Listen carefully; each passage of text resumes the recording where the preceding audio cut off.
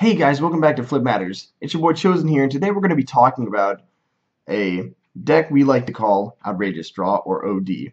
So the thing with OD is it's kind of based around some of the decks that we saw at Nationals, kind of similar to Cosmic Bowling, and there was another aggro deck as well that was running essentially pink and white. So we're going to hop right into it, and I'm going to do a quick rundown of kind of the way that the interactions work in this deck while going over the card choices. So we're going to start off with DJ as the main. Again, this is just a great card in general because it's the only main in the game that's essentially gaining you card advantage the entire time that it's in play.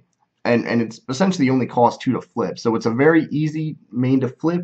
So you're automatically going to get your entry and your power, and then you're also going to have the option to draw a card every turn as well. Then on top of that, we're going to jump into our 3 Penny Lanes and our 3 Dr. Hooves. So I have those 3 cards showcased here, and it's very important that you see them together because, of course, Penny Lane is going to couple with Dr. Hooves in order to generate you a ton of AT advantage. So normally a lot of people say, well, Penny Lane only actually generates you 2 action tokens.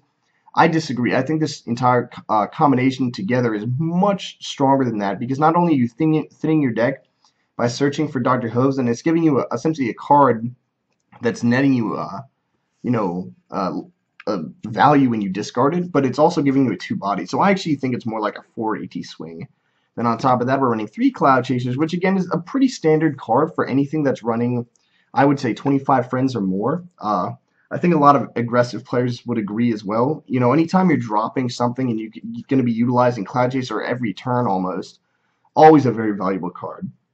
Then moving along with that, we also have 3 Berry Punches. Now, Berry Punch is great for DJ because it's one of those cards where if you're dropping an entry friend at the same time with Berry, generally on turn 2, so you'd have 4 AT in total. You drop Berry Punch, play like a Sapphire Shores or a Sugar Twist, confront your starting problem, and then you're going to draw a card from Berry Punches entering the play field, and then another when you confront. So you're going to flip your main for free. So Berry Punch is already very valuable by itself. So it's, again, these are all just very value-oriented card choices.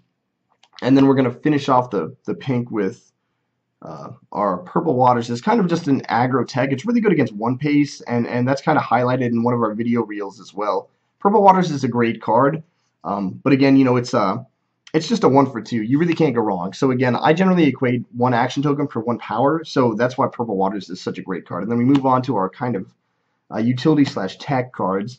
Snips and Snails is no surprise. Snips and Snails is just one of those cards that's going to give you a lot of value when you're running pink in general. You know, it's essentially an auto-include. You know, you're essentially paying 2 action tokens to do magic and replace your problem. So again, just kind of a no-brainer. 2 for 3 power, again, very valuable. And then we're looking at Lucky Streak. And Lucky Streak, honestly, is something that you wouldn't anticipate. But because the deck is actually main decking 3 Queen Chrysalis, that's going to be incredibly helpful in the card choices because you can immediately drop a Lucky Streak, flip a QC, and then it's going to give you the ability to frighten all of your opponent's friends. So it's kind of a big surprise as well. But we'll get into that more later. So there's our 2 Lucky Streaks. Then moving forward into kind of our white card choices, obviously we're running 3 Sapphire Shores and 3 Sugar Twists. Now these are important obviously because it gives you that 2 white entry. So 2 for 2, it's cost effective by itself. And then on top of that, Standstill is only actually going to have 2 white requirement. Rarity Truly Outrageous, same thing, 2 white requirement. Primposy, another card that's 2 white requirement. So that knocks out our white entry, which is just, again, incredibly important for this deck. And then of course we rocking our 2 Primposies, just again a great aggro card, just like Purple Waters, and then of course you got to be running your 3 RTOs. It's pretty much again an auto include in any white deck. It's one of the best, if not the best card in the game. And then finalizing our friend lineup is actually 2 Applejack Elements of Honesty. Now Applejack Element of Honesty is really important in this meta because it's so dominated by Nightmare Moon. And the thing with Nightmare Moon is it's one of those cards where it's really devastating if you're not playing DJ or Mod. When you're playing DJ, you can exhaust it to draw a card every turn. So by itself, it's really not hurting you. Yes, there's a random discard, but I mean, if you're DJ and someone else is a main that's not you, you're essentially subtracting 1 card from their hand and gaining 1 every turn. So it's hugely advantageous for you. And on top of that, if you play a Nightmare Moon very early, like turn 1 or 2, you can essentially flip your main for free because of the Nightmare Moon effect. So Applejack Element of Honesty is one of those cards that we're seeing a lot more now because of the Nightmare Moon recursion with Monstrous Manual.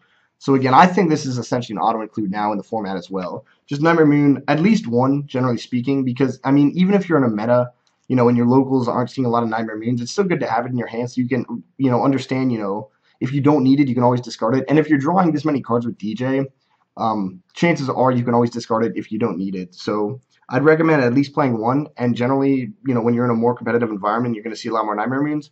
You're going to want to run two. So moving on to our event choices, these are pretty standard except for our last choice. So for obviously an aggro deck, you're going to be running 3 Let's Get This Party Started. This is just going to replenish your hand pretty much any time, especially after a Nightmare Moon again. You know, as an aggro deck, that's one of your biggest threats. And again, that's why the Applejack Element of Honesty is there. And then actually the Lucky Streak as well, for that matter. So if you're looking at, oh, you know, maybe that's a Nightmare Moon because they just said a villain and I'm afraid of it, you know, you can play a Queen Chrysalis and then immediately flip it with Lucky Streak to prevent their Nightmare Moon from flipping. On top of that, too, if a Nightmare Moon does flip, or you start, you know, starting to look for things like you want to look for your RTOs, your standstills, or actually your Applejacks, just in case they might Nightmare Moon, Let's Get This Party Started is a great card. Essentially, is a +2 because you're paying 1 for 3 cards, which is very, very strong in this format. And then on top of that as well, obviously Standstill is just an amazing card. It's one of the best reactions in the game, and it's pretty much netting you 2 action tokens. Again, it's an auto-include in any white deck. I can't imagine a situation where you wouldn't want it. And then Nice Moves Kid. So a lot of people are going to question this choice, and my whole theory behind it is, if you can use it, it's great, and especially with the new ruling where essentially Nice Moves Kid, because it's still in your hand when you play it, you can actually discard it as per its effect. So if your opponent only has 1 card face up, then you're essentially paying 1 to draw 1, and because you're obviously discarding Nice Moves Kid. So it's a 1-for-1 in event form, but the real benefit of this is if you have a Dr. Hooves in your hand and you don't have 8 cards, or 9 cards I should say, it allows you to immediately discard your Dr. Hooves. Because you have Cloudchaser as your blue entry, again, because there's 1 blue entry here, and with that requirement, it's going to allow you to pitch Hooves and then Penny Lane immediately and go off. So it can be very explosive and very dangerous, and something a lot of people don't anticipate. Also, just card draw in general is never bad. So, and of course, this is a huge silver bullet against one pace itself. And then we're going to finish off with our troublemaker lineup. So we're going to look at, we're playing 2 Changeling Infiltrators and 3 Queen Chrysalis. And this is really important because obviously we talked about Lucky Streak a little bit with Queen Chrysalis. Chrysalis is really important because it's going to give you those blocks. And of course, you're running a lot of recursion between Snips and Snails, all the card draw to find it, as well as Changeling Infiltrator. Now, so that's essentially the Chrissy standpoint. And then, of course, she's very good against Mod. Now, moving on from there, we're also looking at Changeling Infiltrator. So, again, a great tech against Mod, but beyond that, too, the real strength of Changeling Infiltrator comes from the ridiculous card draw that this deck intrinsically has. So if you're playing things like Dr. Hooves, Penny Lane, and then you throw in a Changeling Infiltrator into that mix, then you're going to go turbo much harder than, you know, your opponent would. So essentially what that means is you're going to search out for Dr. Hooves, discard it, play a Penny Lane, you know, things like that. So essentially what you can do is you can play multiple Penny Lanes off of multiple Dr. Hooves and continually cycle those cards back into your deck. Which is a ridiculous mechanic. Also, CI is very good at other things as well, because it also gives you the opportunity to block problems if you flip something with Snips and Snails you don't want to confront. So I think that's a very strong card. And then you can force your opponent to Snips and Snails. Now, the last thing we're going to do is round it out with the problems.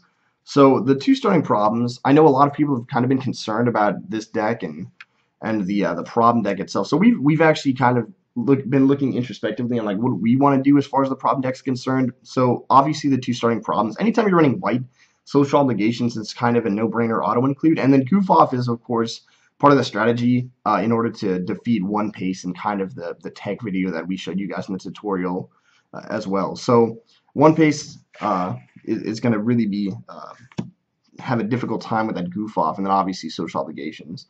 And then moving on from there, 2 Kitchen Flambe. Now, again, that's just really good for you because it's so easy to confront. You know, 2 white, 2 colorless, or 2 wild, I should say. And it's, you know, a 2 bonus problem. So it's a very strong problem. Then Shooting Up a Friend is another one of those cards. I'm not a huge fan of playing things that have a high bonus. So that's why I think things like Cheering Up a Friend and Kitchen Flambe are very good because they're very one-sided. You know, they're both very easy for you to confront. Like, you know, obviously we have Cheering Up a Friend, which is a card that's going to require your opponent to have a ton of friends, whereas you as an aggro deck and have a lot of low drop, low costing friends, it's very easy for you as well. So I've seen cheering up a friend just blockade people in the past. Or they'll Snips and Snails and be like, oh no, I can't confront that. So I think cheering up a friend might be one of, if not, one of the best problems in the game. And then the last two things are who is Gabby Gums and maybes are for babies. And obviously these are our 4 3-point problems. And these are very important again for the one-pace matchup, because you're trying to get those fat bonuses. And then of course, because you run Snips and Snails and RTO, incredibly beneficial for you as well. That's pretty much it. I know I did a quick rundown and this one a little longer than I anticipated, but thank you so much for watching, guys. Let us know what you think in the comments. Aqua, myself, Raichu, we'd love to hear what you guys think.